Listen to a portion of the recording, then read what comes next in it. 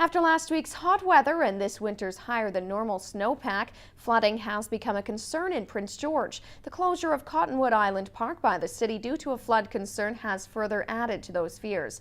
The Fraser River is rising in Prince George. According to the River Forecast Center, the high water levels are caused by the above normal snowpack level this spring. The snowpack in the upper Fraser watershed last month was at about 119% of normal. And during the month of April, we had a bit of a delay in the snowmelt along with some accumulation. And that resulted in the snowpack reaching about 129% of normal for the 1st of May. In addition, our hot weather last week caused some flooding concern. Because of the warm weather this last couple of weeks or so, the river levels have been rising fairly sharply. And so now the water survey gauge, which is located at the South Fort George Park, is now reading about 8.7 meters.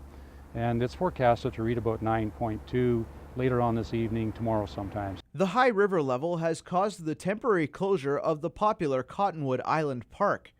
Some of the running trails have been completely washed out.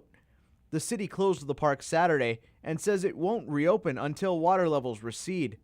The River Forecast Center's Lyle Larson believes some homes in low-lying areas could see some flooding. The River Forecast Center is producing the 5-day forecasts.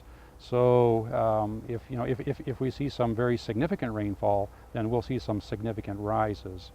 But I would anticipate we could see a flood stage being reached sometime this week, given the conditions that we have. Larson says a flood watch has been issued for the Fraser River, which could be raised to a flood warning if flooding is imminent. Zamir Karim, CKPG News.